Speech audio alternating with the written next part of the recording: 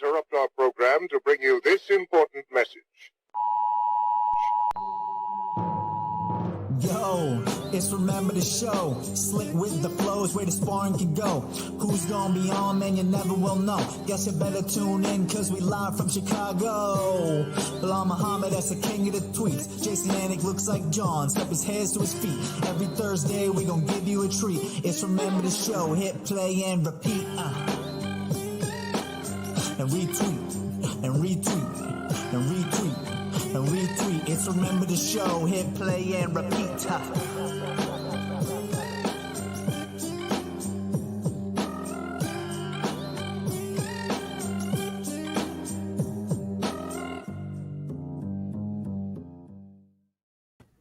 Hit play and repeat. Man, I love that. That's our director, Cody Merrow, by the way. Dude, it still fires me up every week. Anyway. Episode 21, Remember the Show, Jason Anik, Belal, remember the name Muhammad. So, Bully, Red Sox lost their home opener today at Fenway Park, but we got a couple of Boston guys on the show tonight to make up for it. So here we go. What's up, buddy? What's up, brother? How you feeling? I'm good, man. You know, I'm excited for tonight. It's going to be hard for me to resist doing the Boston accent. You know, that would be good. That's going to be excellent. Well, you know, John can't resist it sometimes too. And it's, you know, whether he's on a broadcast or whatever, but it's, you know, I'm 42. I haven't lived in Boston since I was 18. And so these guys, I mean, Calvin Gator, Rob Font. Oh, it's there. It's there. I'll bring it out when I need to. Anyway, what a week in mixed martial arts. You know, we're coming at you Friday instead of Thursday the last couple of weeks. So obviously we get here on Friday and it's been 6 days since Francis Ngannou began his reign as a heavyweight champion of the world. So just to start on that, you know, I'm thrilled that there is a new heavyweight champion of the world. You know, it's no longer Stipe. And frankly, for me, I think both of us are ready for the new reign. And, you know, I don't like to say it this way, but it almost feels to me a little bit with, you know, when you go from 205 to 265 and you got DC and Stipe, that the real heavyweight division has almost been dormant for a little bit. So I'm glad that the heavyweight champion of the world is now a scary man in Francis Ngannou. Man, the scariest dude. Like literally when you think of a heavyweight champion, the baddest man on the planet, you think of a guy that looks like Francis. Stipe obviously was one of the best to ever do it. Like, I mean, still is. People are still talking about him. Like, is Stipe retiring? I'm like, dude, bro, he just lost one fight. He just beat DC twice in a row. Like he looked great. And even in this fight, he didn't look that bad. I mean, he just got caught with the freaking got hit by a truck. That's what happened. Yep. And but it's just cool just to get new blood. And now, like you're seeing Jon Jones talking about it. And then him and Dana had dinner yesterday. So really, like we got ourselves another fight. They both tweeted out, and I was like, man, it's April Fool's joke. Jon Jones said that he had the best dinner ever with Dana White, and Dana White responded like, yeah, it was a great dinner, bro. And I'm like, wait, are they both just like April Foolsing us? Right. Well, so obviously before we get into that next opponent, so Stipe Miocic. Now this fight, I certainly, to be honest with you, I'm a fan. I was rooting for Ngannou. Eric Nixick was on the show. I was rooting hard for him and that whole team. I had some action on Francis. By the way, I had him in the first round knockout, so I did lose that wager, but I definitely had him in other spots. But anyway, for me, that fight, right? So Ngannou, yes, we saw the improvements, the improved wrestling, the improved takedown defense. He certainly looked like a different artist in there. However, Stipe definitely looked like he survived round one and was ready for round two and did catch him and sort of stepped in. And I'm not trying to, you know, sort of scrutinize a split-second decision in MMA, but that mental moment, you know, if he moves back, you know, and maybe he knows he catches him, but maybe, you know, there was some opportunity. The mouth was opening on Francis. So Stipe Miocic, I mean, I don't know if anyone could take punches the way he took, and he was game. MMA is Stipe could have won that fight, and I don't hear too many people talking about that. Yeah, like people are like just saying like he just got walked through, and I'm like, no, he didn't. Like you said, he caught him. Like, I mean, Francis got a freaking chin on him, like, because that was like that same punch that knocked out Verdum, where he was running forward and he just got hit as he was backing up. But yeah, like you said, Stipe, he saw it, man. Kind of like with Woodley, where like he saw red and he walked right into the fire. And like you said, all it takes is one punch, and especially when you're going against power hitters like that. But man, once I saw Francis defend that takedown, I'm like, whoa, this guy's been working on it. Like you said, Eric Nixick, I mean, I don't think dude gets enough credit. Like he's literally like, when I was talking to him, he was like, he was like Francis' grappling training partner sometimes too. It's not just like he's a pad holder, just like a coach. He's in there in the trenches with Francis. And I think that makes a big difference with it when you're a coach and you're feeling how the fighter is training with you and seeing what he's doing wrong, where his shoulder needs to go, or like where his hips need to go on a takedown. Like, I mean, you could see the big changes that Francis made. And like, it was some really good defense that he showed. I agree. Well, so from Stipe's standpoint, he's certainly going to take some time off. And if I'm him, I just relax and I wait and hope there's an opportunity for the trilogy. And I'm sure he learned a lot. I can't say enough about him taking those punches. I know Jon Jones, and I guess we can spin it there. I know his brothers have both been NFL players. Certainly I think Jon Jones can become a heavyweight and transform his frame. I don't know if he can take a shot like Stipe can. But anyway, so spinning it to Jon Jones, I mean, do you see what I just said about him transforming his frame? I mean, do you think he's certainly working on it. Do you think Jon Jones can transform his frame to be enough of a heavyweight to contend with that bad man? Well, that's that question that everybody always asks when you're moving up a weight class. Like, did Izzy do it wrong? Should Izzy put more weight on? Should he put more muscle on? When you look at guys like GSP, where he felt like he put too much muscle on, and like felt like he put too much weight on, he felt over sick. Like there's that happy medium in between where you need to hit it if you're going to go up a weight class. And Jon Jones, he's going up to the biggest weight class where you're going against, and it's not like he's going against Stipe, who's walking around at 230 or something like that, where he's not that big. He has to fight a guy that's 263 pounds, and he's probably cutting weight to get there. So he has to be really smart with the way he's doing it. I mean, obviously he has the money to get the best nutritionists, the best trainers, and he's been thinking about it for a while. It's not like he just rushed into it and said, I'm going to go heavyweight next month. Like, he's been heavily powerlifting for several months, it appears. Yeah. So it's obviously a program working. And like, I mean, we're seeing little snippets of him hitting pads. You have all these trolls or these freaking people, these experts online, or like, oh, he looks a lot slower. He looks like this. I'm like, bro, he's showing you a small snippet of what he's doing online. So like, unless you're in the training room with him, you don't know what he's showing. But I'm interested to see like how much faster he's going to be, or if that weight's going to slow him down a little bit, or even, when you're putting that much muscle on, like your cardio changes. And being a 5-round fight, everything changes, and you're going to need to wrestle Francis. Like, I don't care who you are. You can put as much muscle as you want on. Like, you're not beating Francis unless you're taking him down. Like, you're not going to sit there and bang with him. I'm really interested to see, or I'm actually curious what you think of the open mouth and Francis, and how gassed or tired do you think? I mean, how gassed do you think he was? I mean, do you think he had 5 rounds in him?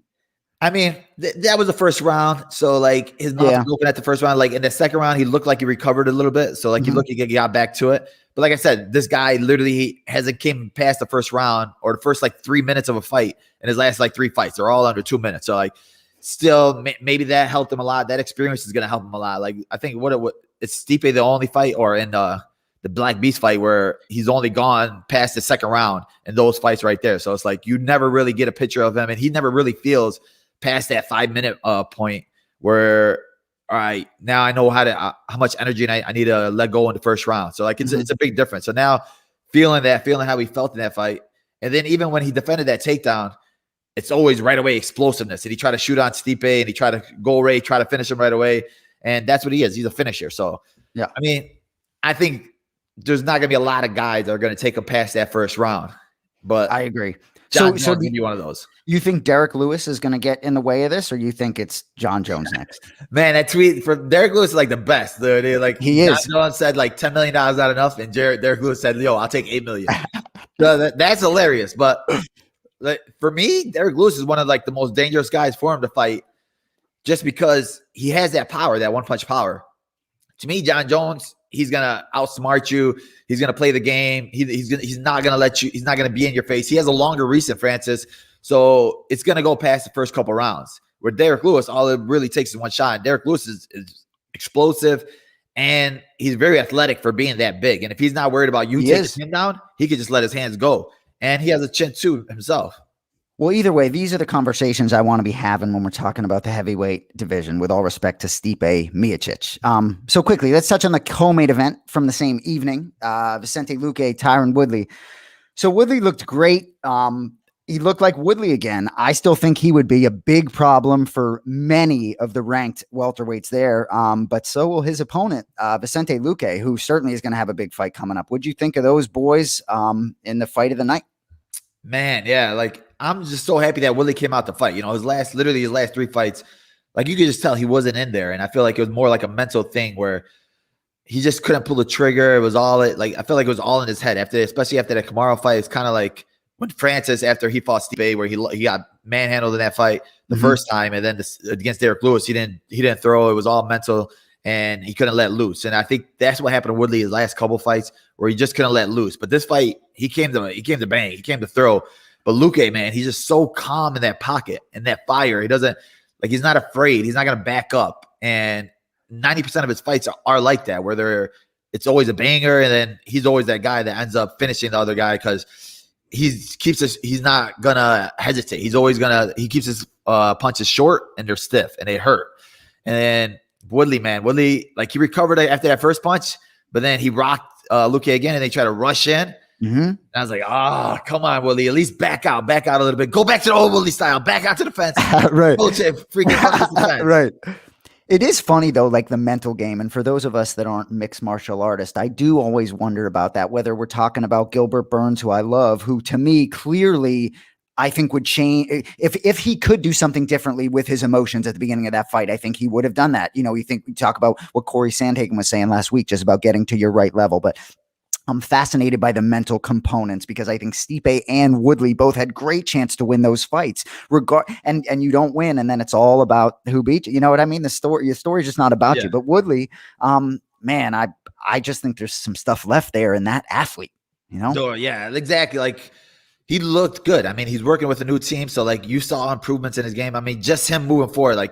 Obviously, he just has that natural power, that natural explosiveness, and he could use it at any moment. I feel like he still needs to go back to wrestling sometimes, going for takedowns. He was like a collegiate wrestler that was one of the best in the world, and that's how he started his career. But these guys, they get that knockout power, they get that knockout feel, and they just keep doing it.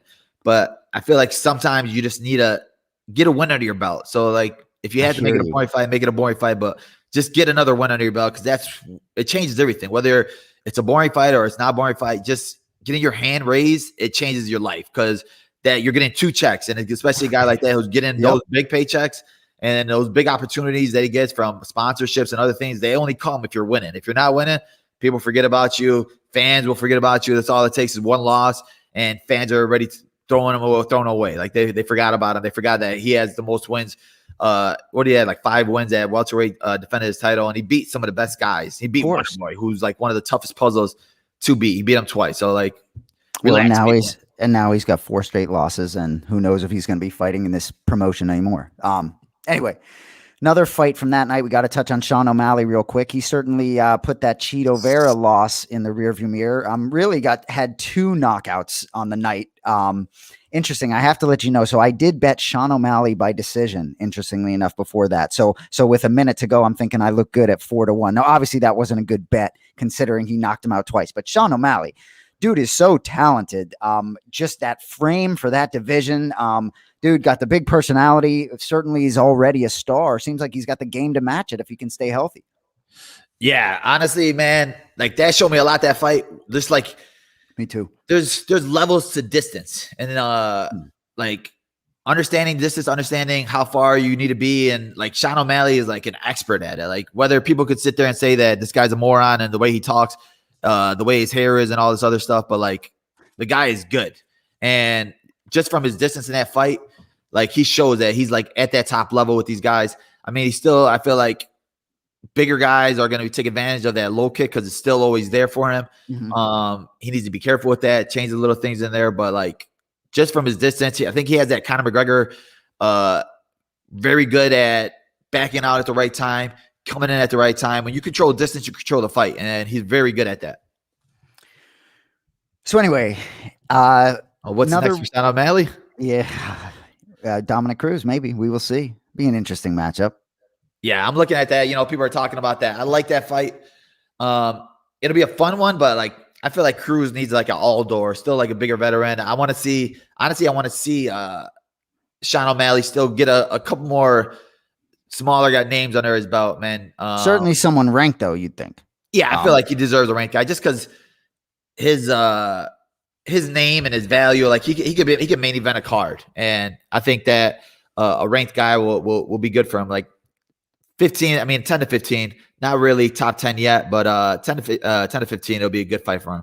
Well, speaking of main event on a card, and maybe these boys will join us at some point, so I'll get cut off. But as I'm sure you've heard, Mr. Muhammad, Nate Diaz versus Leon Edwards has been booked for May 15th, same night as Chandler Oliveira. It's not the main event, so you won't have main event Muhammad there. Your next fight's going to be a main event. So anyway, you know, I know you're not too happy about that news. Obviously, we don't know everything you know. Anyway, just what would you like to share with the fans of the Remember the Show about that news this week, and what you want to share, what you don't, and how you feeling? You know, it was like, I mean, obviously I understand it. Like if I'm Leon Edwards, obviously he's a big money fight. So, and if you're Nate Diaz, obviously you beat him, you're in there. You can say I'm fighting for the title next. And if Masvidal wins, you fight him. Like Nate Diaz is one of the guys, he chooses who he wants to fight. He can pick and choose anybody he wants to fight. Like I'll give it to him. This is a big fight for him to take. And I'm not going to sit there and pout and be like, yada. Like it, honestly, it just doesn't make no sense for me for why the UFC made it. Like Nate Diaz hasn't won a fight in 5 years. He hasn't beat anybody real welterweights in 5 years. Like he beat Conor McGregor. But it's really like, it doesn't make any sense. Like there's guys that, all right, if you're going to give Leon Edwards somebody above me, give him even a Luque, give him a Stephen Wonderboy Thompson. I understand that. But if you're giving a Nate Diaz who's not even ranked, who hasn't fought anybody, like I'm like, where did it come from? Like, obviously came out of freaking the sky, but I'm like, I feel like they're trying to build up Leon, because if Leon wins, obviously he's going to be the next guy in line for the title. And then you're taking all those fans that he gets from the Diaz fight, because there's going to be a lot of eyes on it. And if Diaz wins, hey, it's a win-win, because well, you know, hold up. These guys need the link.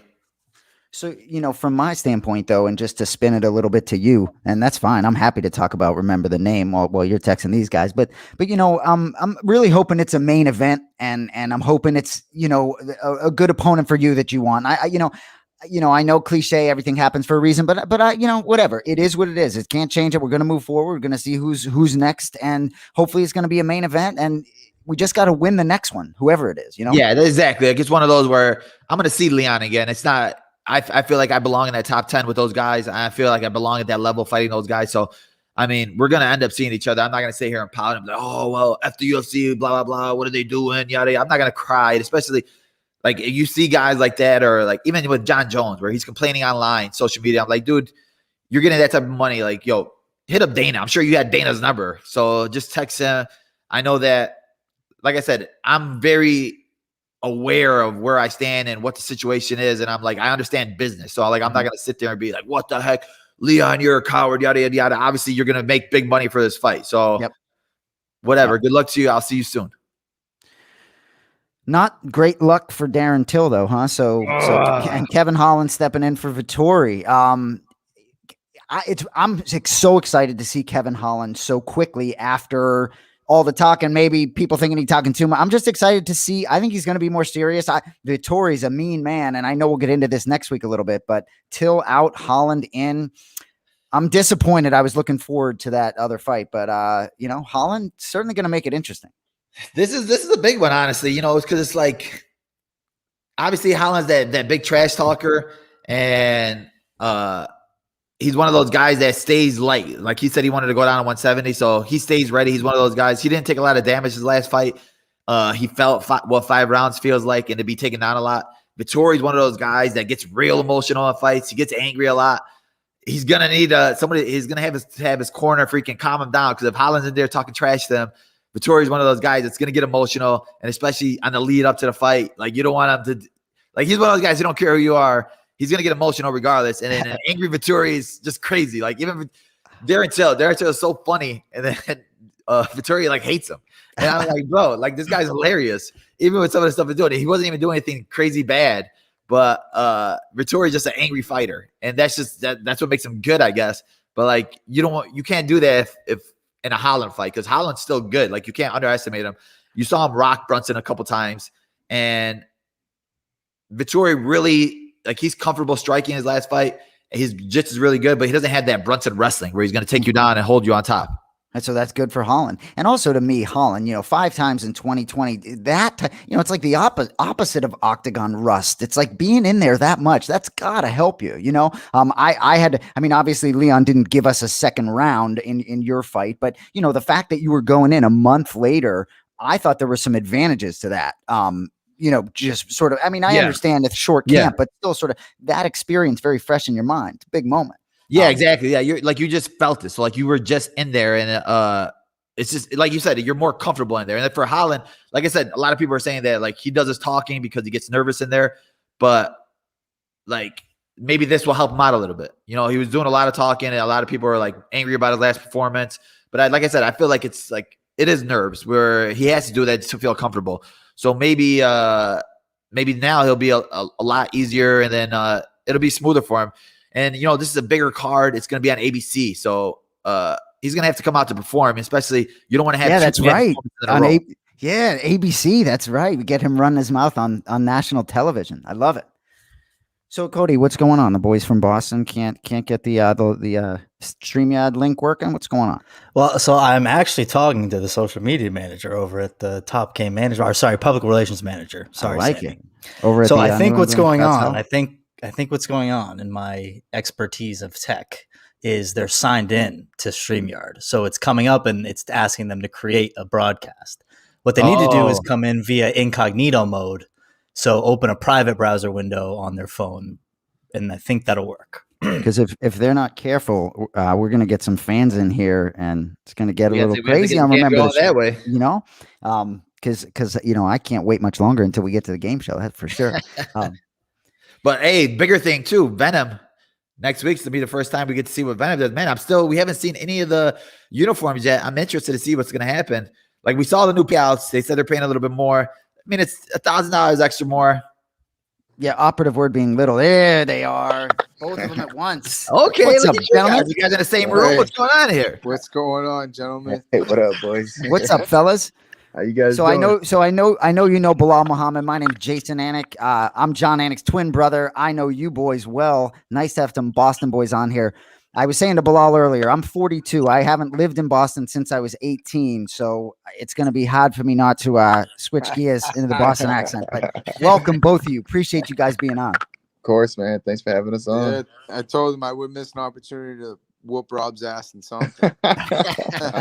Well, somebody's got to get a fucking win today in the city of Boston. God damn it. Let's get this game show started, Cody.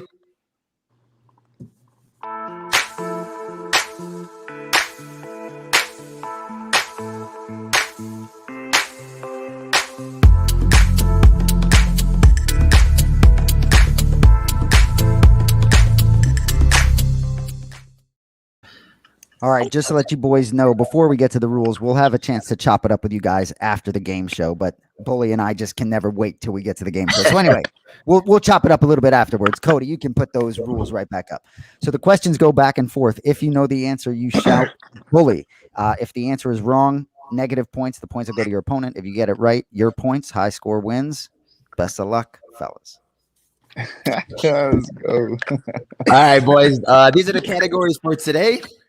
First category is name scramble. So these are fighter names. The letters are scrambled, so you just gotta figure it out. And then whoever shouts Bully first can say the name. All right. Their final walk, retirement fights. These are UFC fighters, former UFC fighters. Who was their last fight? Shit. Face match. These are good ones. You saw earlier I did with you two. These are two fighter faces. You put their faces together. You got to tell me who both fighter faces are. And then New York Yankee trivia. Jesus. I'm just kidding. This is Boston sports trivia. So these are random sports trivia from Boston. All right. Sounds good. All right. So both of you guys came out at the same time. Ladies first. Rob. Okay, here we go. I was about to say, Calvin, happy birthday was the other day, but appreciate you. Rob, you go first. I'll let you pick the category. Let's do face mash. Face mash for 100. Let's do it for 100. All right, two fighter faces here. If you know it, name Bully. Yeah, I think me and Rob are gonna be horrible at this game. Who Two is middleweight. I that? don't even recognize that tattoo. That's horrible, right? It's throwing me off. I don't know about this one. Middleweight. Middleweight. I know he looks middleweight. big. I can't figure this one out. Main event on ABC. Oh God. You guys watch fighting? Jesus. This guy doesn't at all, probably. I don't know. Let's see it. Who's this guy? We don't know this one, man. You could probably. Show him, Cody. That's Vettori and Holland. Ah, damn. Yeah. But that fight just got booked though. Yeah. All right. Nobody gets the points for that one. Horrible. Calvin, I'll let you pick the next one. Face mask for 200. Face mask. Face match 200. Oh. Okay. Bully. Rob. Damn, too late. That's obviously Sugar O'Malley and Steal. That was the easy one. It was O'Malley was the first one. Was the easy one. Yo, chill. I pulled the trigger too quick. All right, who is I'm gonna that? steal this one. Dominic Cruz. Wait, Rob, you gotta give an answer though. That's Dominic Cruz and O'Malley. Oh, he got it. Nice save. That was a good save. Let's go. All right, Rob is on the board first. You pick again, Rob. Let's do name scrambles. 200. Name scramble 200. Jeremy, the bully. Jeremy. Rob. Shit. Jeremy Stevens. Boom. See what you did there, Muhammad. I had to throw it out there, you know. I like it. You're up, Rob. Let's do name scrambles again for 300. Name scramble 300. Bully. Malik. I couldn't think of the word. What's his I name? forgot. You get it? No, Who got I didn't it? get it. Calvin Gastelum. Calvin Gastelum. That was a good one. Horrible. Okay, 100-point lead right here. We're good. We're gonna go their final walk retirement fights for 400. 400. He's going big. He's going big. Nick Diaz. Last fight. And Bully Anderson Silva. Boom. That was quick. Jesus. Stockton. That was a big one. Man, Nice man, you gotta lead. stop stalking that, bro, man. Pick again, Calvin. We're gonna go their final walk retirement fights for 300. 300. He's coming back. Brock Lesnar. Bully. Rob. Oh man. Was that Frank Mir? Frank Mir. Dude, that was like his first fight in the UFC. Damn. Oh, so I steal them points, right? Yeah, You you get get the better than points. getting the answer right. Frank Mir. That was the worst guess. You're up, Calvin. All right. We're gonna roll with it for 200. Final walk retirement fights. Ronda Rousey. Bully. Bully. Did Rob. you say it, Rob? That was Amanda Nunez. Boom. That was a good one right there. He's back. I'm back in. He's back in the game. You go, Rob. Let's do name scrambles 400. 100. Last one. No. Oh, my bad. Bully. Bully. Calvin. Cody Garbrandt. God, come on, man. Come on, dude. That's your opponent. I thought that said first, man. What's up, man? All right, I'm gonna go with New York Yankee trivia for 100. 100. Reluctantly. Who directed The Town? Bully. Ben Affleck. Boom. That was a good one. Oh, all I want to That know was is quick. whose That car was we quick. taking. Oh, Jesus. I'm gonna go with Rob, what you want, man? I'll throw you as a handicap, right? You Up said- to you, big dog. Up to you, man. Let's go face smash for 300. Oh, Two UFC faces. Bully. Calvin. Yo, that's Dana White and Jon Jones. Dude, how did you get that one? That was a hard one. That's awesome. Jesus, I'm getting killed. Dude, he's running away with it, Rob. Oh, Turn it up. All right. I'm gonna switch it up. I just like to keep him on his toes. I'm gonna go New York Yankee trivia for 400. 400. Who has the record for most three-pointers in the game for the Boston Celtics? Ray Allen, Marcus Smart, Larry Bird, Paul Pierce. Definitely not Marcus Smart. Bully, I gotta go bully. I Rob. gotta go Paul Pierce. It was Marcus Smart, dude. What? Yeah, it was That's crazy. He owes I a looked it up. I was like, no way. Wow, that's the best question I on would the have never board. figured that out. I was like, ain't no one getting this one. Take it. Damn, bro, that's a tough one. He Did said you know that definitely one, not Jay? Marcus Smart. Yeah, well, I did 11 threes, right? Marcus Well, Smart. and Yeah, how about the me fact too. that Calvin goes is definitely not Marcus Smart. Yeah, And he gets right. the points. My bad, Marcus. I'm gonna go with my category, right? Yeah. All right, we're gonna go name scrambles for 400. Name scrambles 400.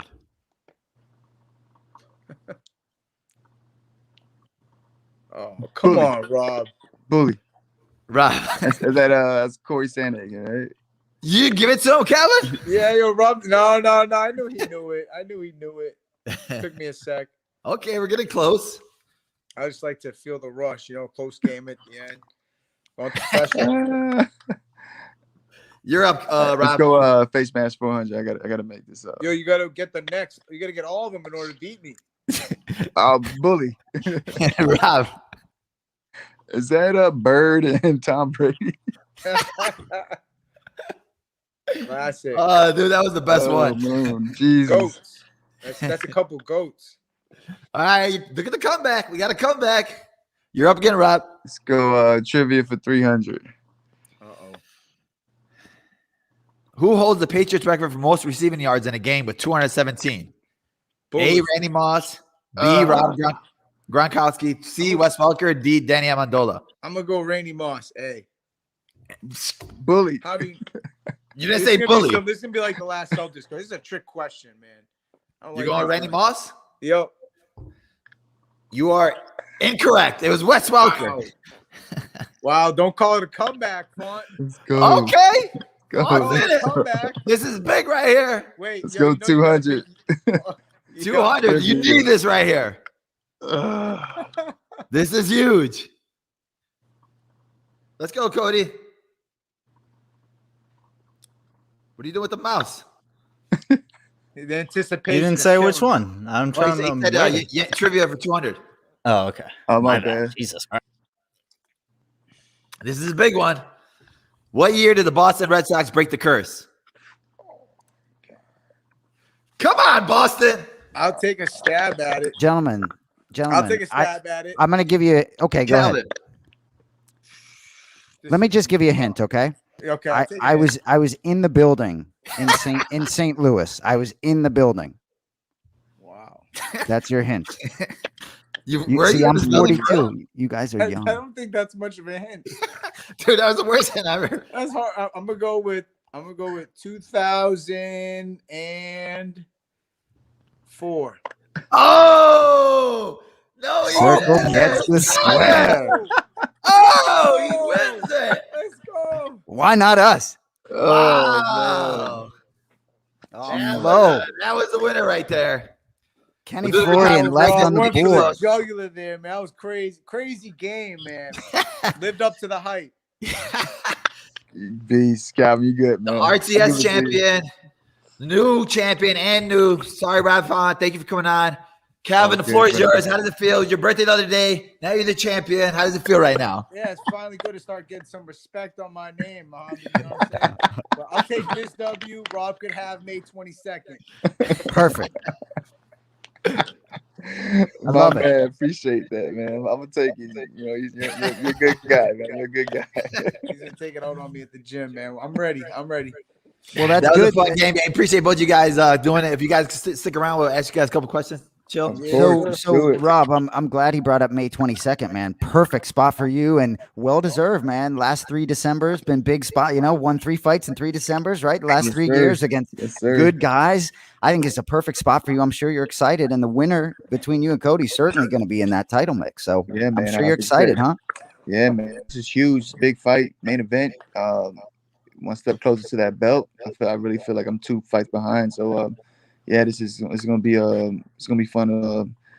It's gonna be a fun main event. Nothing but fireworks, and I know he's bringing it. So I'm excited. What do you think of the Jan and Aljamain ending? It was unfortunate, man. It was unfortunate, especially I'm seeing the 35 division, so I know that's gonna throw a little hiccup in the whole title run and everything like that. So obviously, I wanted to hurry up, get that fight over with, and see who's gonna be next for the title. But it is what it is. Let them run it back, figure it out, and then I still got to take care of business the 22nd. But I'm itching for that belt, so we need to find out who's the real champ. Well, hey, you handle your business that night. Your next fight's going to be enormous. So, you're one at a time. But I'm excited to see you. So, Calvin, man. So, Calvin, you're enjoying some time off. What you fought 3 times in 9 months, I think, right? And then, so I'm sure I see you down in Miami. Happy 33, brother. Yeah, thank you. So, I guess for those of us that are big fans of yours, Calvin, I guess in a perfect world, I'd say, when, where, who, what are you thinking? Yeah, I'm excited to be back, man. I'm thinking probably sometime in the fall. I think is what Tyson was looking at. So just trying to get in the gym for Rob's fight, and just be ready for the next opportunity. That's it. Your gym, how many people are in the gym? It seems like a smaller gym, but you guys are good. So like, do you guys bring in guys when you guys are training, or do you guys just like sticking with each other, small groups?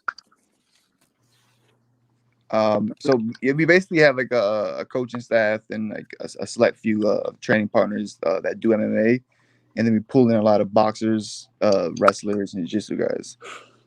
Yeah, I've been seeing your boxing is like next level, especially your last couple of fights where people were like underestimating like your jab and things like that, and like you show it. Like, were you in like boxing beforehand or no? You just been doing it, just training? We're always in the boxing gym. We get at least one day of boxing sparring for sure every camp, and then mix it in with the kickboxing MMA. But we're always in the boxing gym. Boston's a huge boxing town, so there's always a guy that's willing to help out with some rounds, and so we're always trying to throw him get as many different looks as possible, and it's so easy to get boxers to come in and just spar with us. So. Yeah, but going to boxers, a lot of boxers all the time, like going to even Chicago, like you go to boxing gyms, like boxers want to show out against you. Like boxers over here, they don't like MMA fighters. So like when you go in there, you're going hard, you're banging. Is that how it is over there too? I mean, yes and no. Obviously, you know how it is in any boxing gym. They just go. That's just part of the program. But we've been lucky enough to find guys that would that work with us. And we're not just getting there, going to war, and we're safely sparring, getting ready for fights. So. But obviously it gets a little rough here and there. Any of them ever put on the small glow sparring? Hell no. Hell no. Yeah, and if the fingers are out of any, Belal's not training with anyone. Any fingers floating out of the gloves. Especially after last night. Did you guys see that guy lost a finger? Oh yeah, you guys watched that? The FFC, right? Yeah. Horrible. I saw the highlight. I didn't get to watch the fight, but I saw the highlight. Dude, that's crazy. I thought it was an April Fool's joke at first. I was like, how the heck did somebody lose a finger in a fight? Like, I still don't understand how it happened. I didn't watch it, but I was like, what the heck happened? You don't want to know. Yeah, I saw the censored picture. I had enough. That was it. That's all I had to see. Yeah. I was like, bro, that's nasty. You could already think about all the injuries that happen in fights, and you're sitting there thinking like, man, now I got to add that to the list? Was this clearly, this wasn't the last fight of the night, no? Imagine having a fight next. This dude just lost his finger. All right, you're up. All the blood and outside everywhere. Well, yeah, and they put Vaseline in it. He was ready to keep going. He was pissed. Yeah. He wanted to keep going. Did he? Yeah. I mean, they put Vaseline on, I think, before they realized what was happening. It was insane. But dude, fans back in the building for the UFC. I mean, what you guys both fought? I should know without fan. How do you guys feel about fighting with fans, without fans? Very different experience, huh? Yeah, the fans. I mean, it was weird the first time back. I was the first card on May 9th, so they didn't really have the commentators push back at that point. So they were like right up on the cage side. That's right, and you could hear it pretty clear. It was funny, man. It was like having Rob Fon on a Saturday sparring, just kind of talking shit, commentating the fight, the rounds, the sparring rounds while you're doing it. It's an awkward vibe, but it was fun. It was fun. But I'm sure. Yeah, go ahead, Rob. Yeah, I'm excited for the fans to come back, man. Feeling that rush when they roar after that big shot or that big takedown. It's basically why we do this. Like when you feel that, like it gives you that energy, and then you just find the finish from there. But hearing that roar, feeling that energy, and feeding off that, I can't wait to feel that again. Yeah, I know. You even guys for each other for each fight. Yeah. Like for each other's fights? Yeah. What do you get more nerves for? When I you're get cornering or one of those you're face fights, man. fighter? It's crazy because you're helpless. You know what I mean? You can kind of you could do more on your own, but you can't control the outcome or anything. You just kind of like, and you got the front row seat. I'm ready to jump in, man. Every fight. Yeah, dude, that's the worst. Literally, like that's what I tell people all the time. Because my coach, I corner for all of his fights, and just let everybody know my record as a corner is 15-1. But I only corner him. But like he's my right hand man. But like you said, like you literally want to jump in every time, and you feel like you're fighting. Like when you're fighting, you don't really care. But when you're cornering, it's like I'm like, what? Why the heck am I so nervous? Yep, crazy nervous. It's a good thing though. Yeah, especially that last one. Rob got us out of there quick, man. So yeah, I was like, man. At first, I was like, oh man, that takedown, and I was like, man. Once he got back up to his feet, I'm like, man, that jab is just nasty. And then freaking, you fought like my teammate Sergio Pettis, and I was like, man, just kept on outside the jab, and I was like, you're a dangerous guy, and like people aren't talking about it. I'm like, bro, like he needs to get more respect, and I feel like fighting a guy like Cody who likes to box. And it's gonna be one of those fights where it's gonna be a banger. So, and he has a huge name, so it's gonna be one of those. You get that win, like that's that next level. That's that. Yeah, it's the extra push I need right now. Obviously he has a huge name. He, ex-champ. So, that's a big fight, main event. It's gonna be a lot of exposure. Again, my plan is to go out there and do exactly what I do with everybody. Just land the jab and find what happens. And set up anything else after that, but I'm just landing the jab on anybody. I feel confident I'm eventually going to find something big. In this new age of MMA or the UFC, where you see guys like you need to have social media, you need to like talk trash and stuff like that. Like you're not very active on it. Like you think that you need to start pushing them more on there, or like putting your name out there more, like on Twitter and stuff. Like, you see, this man loses every passer he's ever had. He got locked out of his last one. Probably, man. It's my second IG account, man. I gotta probably get a little more active, and Dude, they got social media managers now where like these fighters will just give it to the manager and tell them to tweet out. And like, it's not even the fighter that is talking trash, but it's like, yo, hey, all right, just give them the passer to say what you want to say. I love it. Handle your business in the octagon. Don't worry about that social media stuff. You just handle Cody Garbrandt, and everything else will take care of itself. That's the plan, man. That's what I'm trying to do. Hopefully, again, I get a little more exposure. The numbers go up. Obviously, I'll try to get a little more busier, but it's tough, man. I'm in the gym training. Yeah. How's COVID life been in Boston? It's pretty strict. And they obviously it's not open as far as like Miami or Texas or anything like that. But, we just, for me personally, it hasn't changed too much. I'm just training. Do you keep the group smaller now, or does you never had big groups? We always kind of had a small group. We're just not doing those like those big meetup training sessions like on Saturdays where you just meet up with a bunch of teammates and just spar. We're not doing that anymore. We're just bringing exactly who we need to spar and going to work, or whoever we need to drill with and getting the job done. So, Rob, just one more for you, from me, I guess. So 2 weeks before your fight is the Sandhagen-Dillashaw. Is that correct? Is that the 8th? And then you're the 20th. So I'm sure you'll be interested in that one too. I would think a very good chance your next opponent might be fighting in that one. Yeah. It's going to be a great fight, man. I'm excited for that one too. Rumor is, Sandhagen was getting the better of him in the training room. So, that's the rumor? That's what they say. I was wondering because Dillashaw literally said, people I know that I'm next level when I fight, and there's not training at a room is different than that. I'm wondering who took it in the training room. Yeah, so I guess they're supposed to be, he went in there and supposedly did his thing on TJ. So we'll see, man. TJ's coming back. TJ's mean, man. He really does.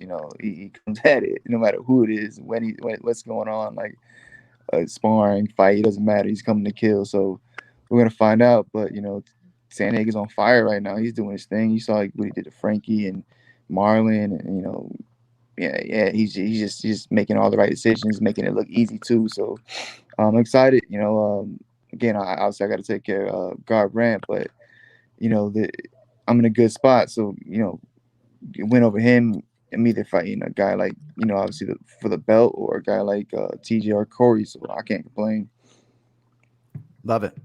Well, gentlemen, thank you guys for being on, man. Jason, what's up? real quick, man. I'm loving the flow. We got to talk Jon into that. Why isn't he going with it? So, well, like, and he gets like he gets tweets about people think he has like he's losing his hair. That's why he shaves his head. No, I mean, ever since I've had a real show. When the Patriots, John and I were at the 6th Super Bowl win. I shaved my head before that Super Bowl. I haven't cut my hair since the Patriots won that Super Bowl. But yeah, John doesn't let it flow. He's going with this mustache thing. He's going with this mustache thing. But like in high school, he's always had it. Real like Muhammad. John's always had his hair like remember the name, always like that. But yeah, I let it flow a little bit. It's white, but let it go a little bit. It still works, man. I like it. I appreciate it, boys. Well, keep doing your thing in Boston, boys. It's like when I was growing up, it was like the 4 major sports and the UFC. We didn't have fighters to follow like this, and now we do. So keep it going, gentlemen. All right, boys. Later, Man, appreciate your time. Thank you, fellas. My boys from Boston. The game show was good. That was the game funny, show man. was good once they got here.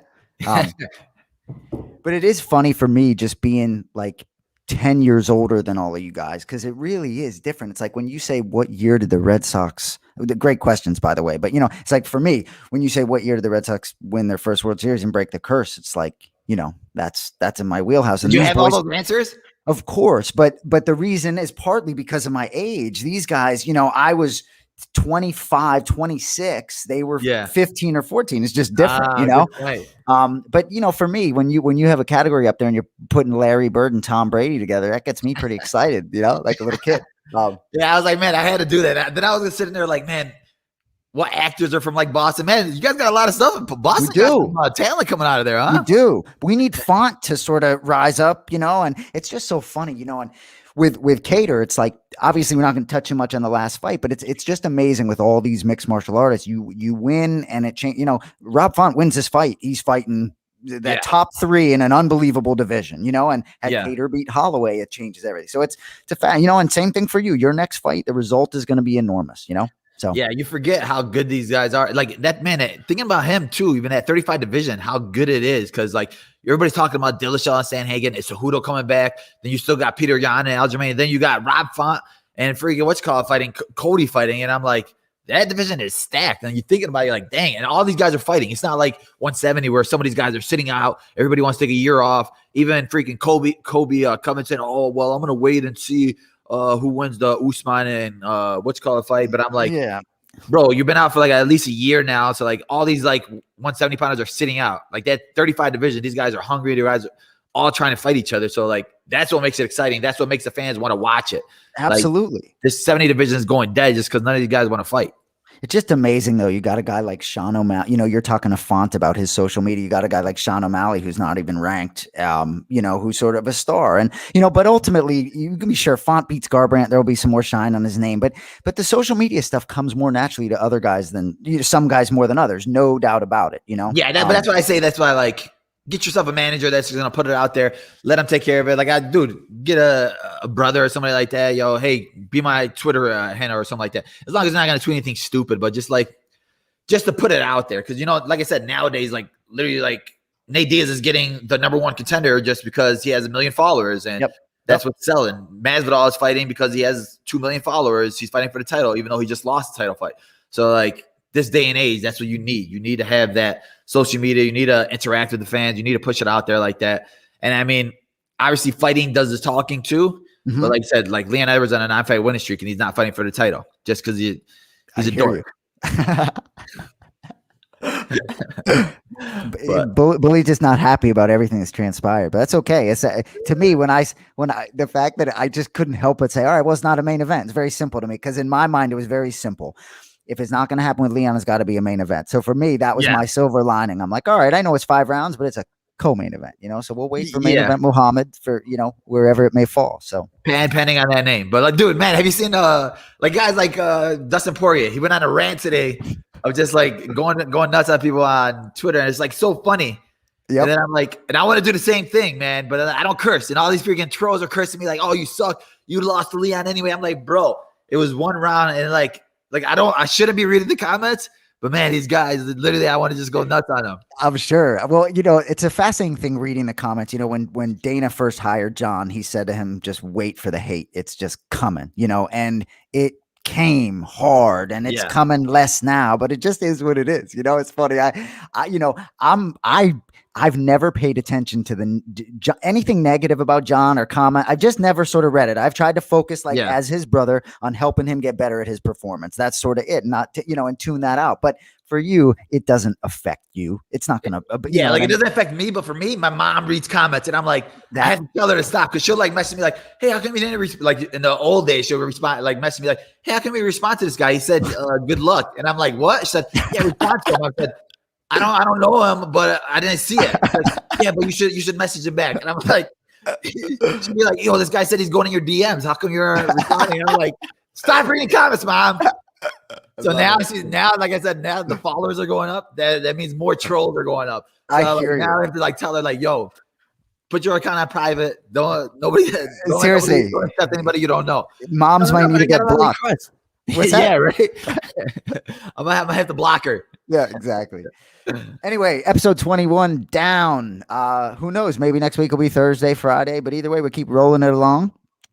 Appreciate everyone tuning in. For Belal, remember the name Muhammad, and our esteemed director, Cody Merrow. I'm Jason Anik. We'll see you all next week.